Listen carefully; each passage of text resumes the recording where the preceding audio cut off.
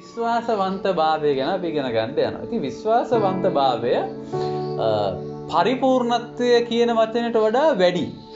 ඒ කියන්නේ දැන් අපි ගොඩක් වෙලාවට දැන් හොඳටම ගීතිකා ගායනා කරන අය, හොඳටම වාදනය කරන අය, හොඳටම නමස්කාර මඟ පෙන්වන, හොඳටම සේවය කරන, හොඳටම දේශනා කරන දෙවියන් වහන්සේට ඕනේ හොඳම දේ නෙවෙයි. පර්ෆෙක්ට්නස් එකට වඩා දෙවියන් වහන්සේට ඕනේ විශ්වාසයෙන් ඒක කරනවාද කියන එක බලන්න. අපි ගොඩක් වෙලාවට අපි හොඳයි ඒක. හොඳටම දේවල් අපේක්ෂා කරන්නේ මිනිස්සු ගොඩක් වෙලාවට. මිනිස්සු දැන් අපිට දෙවියන් වහන්සේට අපිට ඕන විදිහකට නමස්කාර කරන්න පුළුවන්. අප්පුඩ සංගීත බාන තිබ්බත් එකයි නැතත් එකයි. රයිට් ගීතිකා ගායනා කරත් එකයි නැතත් එකයි. අපි මම උගන්වලා තිනවා අපි ඇවිදින එකත් නමස්කාරය කියලා. රයිට් එතකොට ඒ ඇවිද්දත් නමස්කාරය. දෙවියන් වහන්සේට ඒක වැදගත් වෙන්නේ. මිනිස්සුන්ට වැදගත්. අපි මොනහරි අපි කෝඩ් එකක් කරදුනොත් නෝට් එකක් කරදුනොත් ඒක මිනිස්සු වශයෙන් අපි ඒකට නමස්කාර කරද්ද ඒක බලපානවා.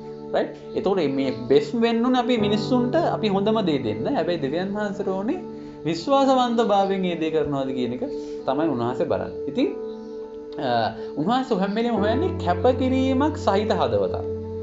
ඒ කියන්නේ අපි නමස්කාරයේ දෙයක් වේවා, අපේ සේවයේ දෙයක් වේවා, යාඥාවක් වේවා, ගෘහසෛලයක් වේවා, සභාවට එන එක වේවා, සභාවේ නමස්කාර කරන එක, ගීතිකා කියන එක, සන්ඩේ ස්කූල් කරන එක, සභාවකටත් සේවාවන් ගොඩක් තියෙනවනේ.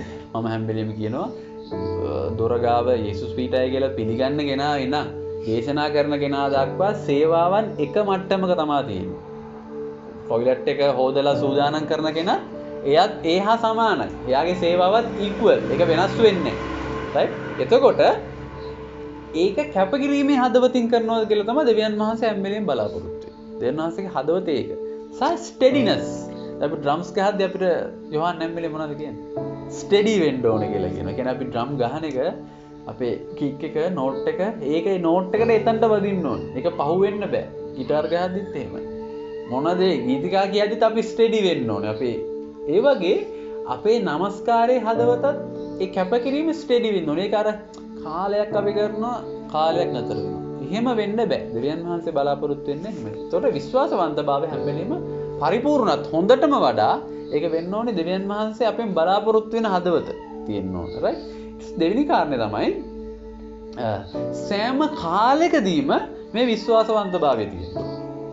කියන්නේ අපි හිතන්නකො දැන් අපේ ආත්මය සමහර කාලයන් තියෙනවානේ අපිට ගීතිකා ගායනා කරනකොට ජොලිතමත් ඉන්න වචනේ අහන්න හරි කැමති, ඔන් සේවය කරන්න හොඳට කැමති, පුහුණු වෙන්න කැමති. හැබැයි සමහර කාලයන් තියෙනකොද? යාඥා කරන්න හිතෙන්නේ නැහැ, බයිබලේ කියවන්න හිතෙන්නේ නැහැ. දැන් එහෙම කාලයන් එනවනේ. ටිකක් අර කම්මැලි කාලයක්. මම කියන්නේ වැස්ස කාලයන් එහෙම නෙවෙයි.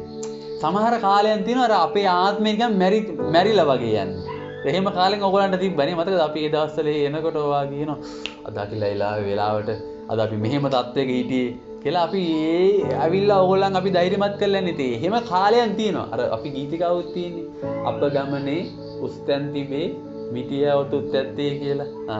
ඊට උඩින් පැන යන්න මුවෙකුගේ පාද අපට ඇතේ කියලා තියෙන්නේ. නේ? කියන්නේ මේ ගමන මෙහෙම ගෙන්න ඒක දේව සේවකෙක් වේවා, ඒක පාස්ටර්ද, සේවය කරන කෙනාද, ඇදිලිවන්තයාද ඒ කවුරුත් නැහැ. හැමෝටම තියෙන ඒ වගේ ඉස්තන්සා පල්ලය ගමන.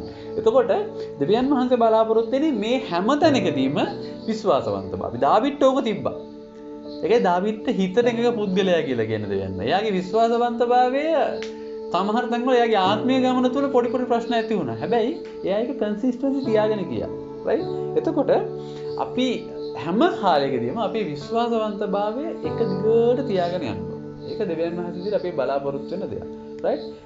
ඒ වගේම ඊළඟ තුන්වෙනි කාරණා තමයි විශ්වාසවන්තභාවයත් එක්ක එන මිනිස්සු දකින දේ හැමෝටම පේනවනේ. අපි දකින දේවල් අපි කරන සේවාවන් පේනවා. ඔයා සෑහෙන මහන්සි වෙනවා. මේ ගිටාර් එක ගහනවා ලස්සනට. ගිටාර් එක ලස්සනට ගහන එක පේන්නේ ස්ටේජ් එකේ හැමෝටම පේනවා. හොඳට ගීතිකා ගායනා කරන ස්ටේජ් එකේ හැමෝටම පේනවා. එතකොට ඒක නෙවෙයි දෙවියන් වහන්සේ ඇත්තටම බලන්නේ. දෙවියන් වහන්සේ බලන්නේ බෑක් ස්ටේජ් එකේ මොකද වෙන්නේ? කියන්නේ ඔයාගේ බෑග්ග්‍රවුන්ඩ් එකේ මොනවද වෙන්නේ? ඔයා කොච්චර ඒ වෙනුවෙන් වෙහෙසනවද? ඒ වගේම ඔයා ඒක සූදානම් කරගෙන දැන් මම කියන්නේ හැම වෙලෙම ගිටාර් එක ගත්ත ගමන් ප්ලේ කරන එක නෙමෙයි. බලන්න ගිටාර් එක මොනවද තියෙනවද ප්‍රශ්න දූවිලි මොනවද තියෙන්නේ. රයිට්? නෝට් ටික අපි ගත්තාම ගීතිකා කියන එක මම හැම වෙලෙම නමස්කාර මග පෙන්නනවා කියන්නේ ඔයා ගීතිකා පද ටික මුලින්ම කියවන්න ගෙදර ඉඳන්. මොනවාද මට මොන තැනින්ද උලුප්පලා නමස්කාරයට ගන්න පුළුවන් තැන. නැත්නම් අපි හැමදාම එකම තැනක් වෙන්න පුළුවන්. වාදනය කරනකොටත් අපි එහෙමයි. ඒ වගේ සූදානම. ඊට පස්සේ කවුරුත් නොදකින රාත්‍රිය. වායකට සූදානම් වෙන රාත්‍රිය. උදේට ඩ්‍රම්ස් ගහන එක නෙවෙයි. හොඳට ඇවිල්ලා ගීතිකා කියන එක නෙවෙයි. ඒකට කොච්චර මහන්සි වෙනවද?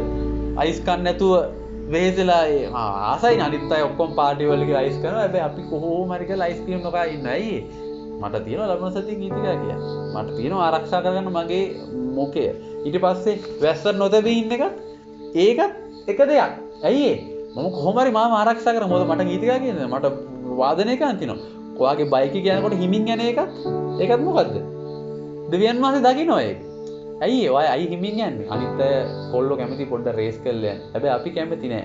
ඇයි ඒ? අපි කකුල් දෙක ආරක්ෂා කරගන්නවා. අපේ අත් දෙක අපි ආරක්ෂා කරා. ඇයි ඒ? අපි ඒකෙන් තමයි දෙවියන් වහන්සේට සේවය කරන්නේ. දැන් ගිය සතියේ අපේ මේ ශානව මම මේ ගීතිකා නොකියනද මම කැමති මේ පොඩ්ඩක් නිදහසේ වෙන්දර ඉන්ස්ට්‍රුමන්ට් ප්ලේ කරන ගමන් නමස්කාර කරන්න මම කැමති පොඩ්ඩක් නිදහසේ ගීතිකා කියන්නේ නැතුව මම නිදහසේ නමස්කාර. මොකෝ නෑ. ඔයාලා ගීතික ඒක මයික් එකේ ගීතිකා කීකේ නමස්කාර කරන්න. ඒක තමයි මේ මූවමන්ට් එකේ දෙවියන් වහන්සේ වගේම බලාපොරොත්තු වෙන්නේ. නේ? අද ගොඩක් අය සමහර අය අහලා තියෙනවා මට නිදහසේ. ඇත්තරම නිදහස කියලා දෙයක් නෑ. අපි කරන දේ තුලින්ම තමයි දෙවියන් වහන්සේ නමස්කාර කරන්නේ. එතකොට අපි පුහුණු වීම, අපි ඒකට සූදානම් වෙන එක, අපි අර ඉන්න එක ගහලා බැටරි එක අපි charge කරනවා නේද? ඒකත් දෙවියන් ඒක කාටවත් පේන්නේ නැති දෙයක්. ඔය වගේ කෝඩ් ෂීට් එක වා හිතනවා නම් මම මේ කෝඩ් ටික බලන්නේ නැතුව වාදනය කරනවා. ඒ කියන්නේ මොකද්ද? ඒ කියන්නේ ඔයා ඒකට සූදානම් වෙනවා. මම සූදානම් මම උත්සාහ කරනවා. අන්න ඒව බලලා තමයි දෙවියන් වහන්සේ බයිබල් කියනවා රාස්ථානයේ වාසය කරන දෙවියන් වහන්සේ කියලා. අපි මිනිස්සුන්ට පේන්නේ නැති දේවල් තමයි ගොඩක් දේවල් උන්වහන්සේ බලාගෙන ඉන්නේ. රයිට් ඔයා වොෂ්රූම් එක සුද්ධ කරනකොට ඕල සුද්ධ කරනවානේ. අස්පස් කරනවා, සිංක් එක පියදරනවා, මේ ඉලි අස්පස් කරනවා, කැමරා කරනවා. රයිට් ඒක සූදානමයි. අපි අර වේලාසෙන් එන්න කියලා කියන්නෙත් ඇයි? එතකොට ඔයයි ඇට්මොස්ෆියර් එකට හුරු වෙනවා. එක පාට අවිලා අපිට දේවල් කරන්න බෑ. දැන් මම අපි ගිය සතියේ ඔය විසිටින් ගිය සභාවල සමහරේ පාස්ටර්ලා කියනවා බලන්නකෝ අපේ සේවය කරන අය 9ට තමයි සර්විස් එක පටන් ගන්නේ 9ට 5ක් තියලා දෙන්නේ. කවුද මේ නමස්කාර මග පෙන්නන කෙනා? දැන් එයාට පුළුවන් දැන් නමස්කාර කරන්න. බෑ. ඇයි? එයාට ඒ සූදානම් වෙන කාලයක් නෑ. විනාඩි 5ක් තියලා නැවිලා තියෙන්නේ. ඒ අපි කලින් එන්න ඕනේ. ඒක තමයි දෙවියන් වහන්සේ බලන්නේ. එතකොට අපි උදේට පාන්දර 5 මාර යාඥා දෙනවා. ඒවා කාටවත් පේන්නේ නැති දේවල්. හරිද? හැබැයි ඒක අමාරු දෙයක්. හැබැයි ඒව තමයි දෙවියන් වහන්සේ බලන්නේ. ඒවට තමයි දෙවියන් වහන්සේ බලලා ආශිර්වාද කරන්නේ. ඒක විශ්වාසවන්තකමේ එක ලක්ෂණයක්. රයිට්. ඉතින් අවසාන කාරණා දෙක බලන්න යනවා. උන්වහන්සේ අපිට මේ ප්‍රථමයෙන් මේ විශ්වාසවන්තකම ගැන ඉගෙනුවානේ. උන්වහන්සේ කොහොමද විශ්වාසවන්තකම අපිට ඉගෙනුවේ? උන්වහන්සේගේ සියලු දේවල්, සියලු සම්පත්, සියලු දේවල් උන්වහන්සේ ඔක්කොම අතහැරලා යේසුස් වහන්සේ ආව පොළොවට අපි වෙනුවෙන් මැරෙන්න. උන්වහන්සේ අපිට විශ්වාසවන්තකම මුලින් දුන්නා. පස්වෙනි කාරණාව ආරම්භය අපේ ගොඩක් හොඳ ආරම්භයන් තියෙනවා. හරිද? විශ්වාසවන්තකම ආරම්භ කරනවා. මම කවදා හරි දැන් මතක් කරගන්න ඕගොල්ලන් සේවාවන් කරන්න පටන් ගත්ත මුල් කාලේ ගීතිකා කියන්න පටන් ගත්ත මුල් කාලේ මික්සර් එක බලන්න පටන් ගත්ත මුල් කාලේ ප්‍රසන්ටේෂන් හදන්න ගත්ත මුල් කාලේ ගිටාර් ගහන්න ඩ්‍රම් සෙට් ගහන්න බේස් ගහන්න ෆොටෝ ගහන්න පටන් ගත්ත මුල් කාලේ කොහොමද? මුල් කාලේ අපි මාර එක්සයිට් නේ. හරි බයයි හරි මොහොම කරනවා. හැබැයි කාලේ යනකොට මොකද වෙන්නේ? දැන් පුරුදු වෙලානේ ඒක. පුරුදු වෙලා. ඒතකොට ඒක පුරුද්දක්. අපි මුලින් නම් නමස්කාර මඟ පෙන්නුනා අපි සෑහෙන මහන්සි වෙනවා, නිරාරව ඉන්නවා, යාඥා කරනවා, සතියෙම ඉන්නවා. හැබැයි ඒක කාලය යනකොට මොකද වෙන්නේ? පුරුදු වුණාට ගීතිකා ආදරනේ. අග්ගලා දානවා ගීතිකා ආදරනවා. එහෙම ඒක මොකද කියන්නේ ඒක අර පුරුද්දක් බවට පත් වෙනවා. ඒ කියන්නේ ආරම්භයේ හොඳයි හැම වෙලේම.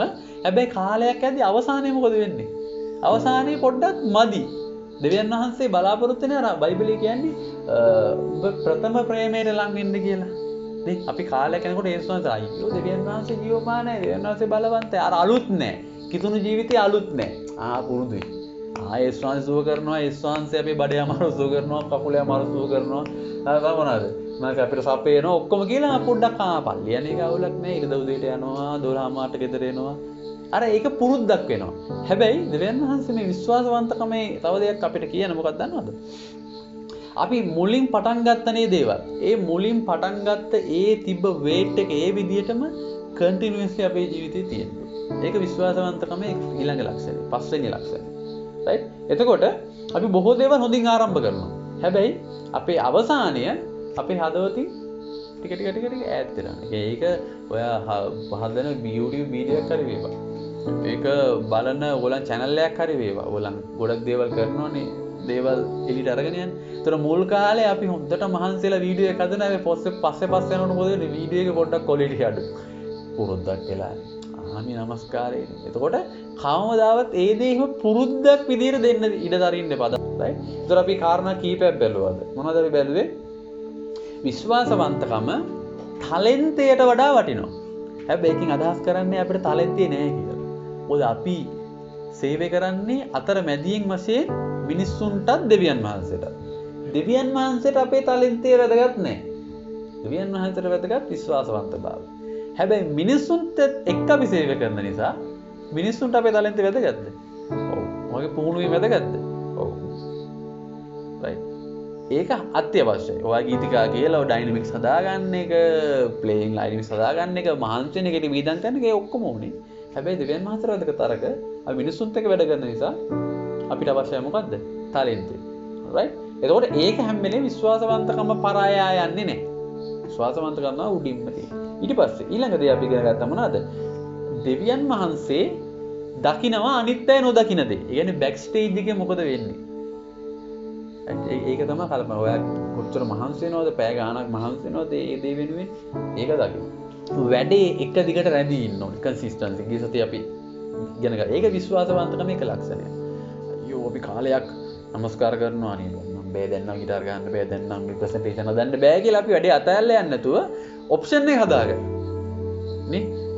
එන්න යන වාහනයක් නැත්තම් ඕමාරි කියලා පින්නයක් හරි දාන් එනවා. ඒ මුදල ඒ වෙහෙසීම දෙවියන් වහන්සේ දකිනවා. එතකොට දීර්ඝ කාලෙම යන්න පුළුවන්. හැමදාම තමන්ට වාදනය කරන්න තියෙන, තමන්ට ගායනා කරන්න තියෙන දවස් විතරක් ඇවිල්ලා වැඩන්නේ. ගොඩක් ඒවාට අපි දකින්නේ එහෙම.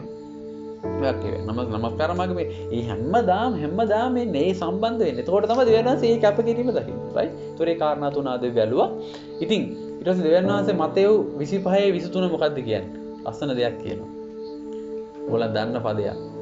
යහපත් වූ විශ්වාසවන්ත වූ 16 මාගේ භෝජනෙට එන්න කියලා කියනෝනේ.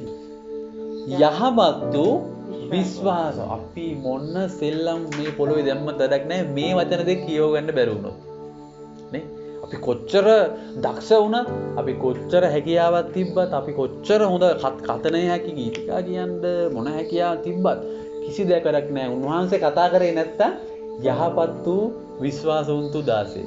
එහෙම කතා කරන්නේ ඊට පස්සේ ඊට පල්ලෙය කෑල්ලේ මොකද්ද කියන්නේ? ස්වල්පයට. right?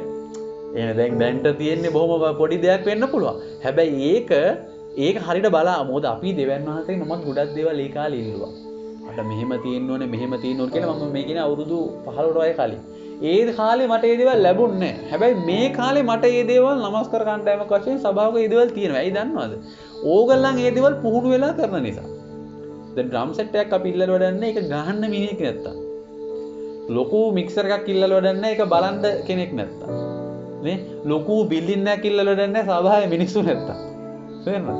ඒ දේවල් දෙවියන් වහන්සේ දෙන්නේ අපි කොහොමද කුඩා දේවල් බලාගන්නේ කියලා. මම හැමදේම අපි කතා කරන දේ තමයි අපි තම නායකයෝ හදන්න ඕනේ. අපිට 500කට අපි සභාවේ යාඥා කරනවා නම් අඩුම අපේ නායකයෝ 100ක් ඉන්න ඕනේ.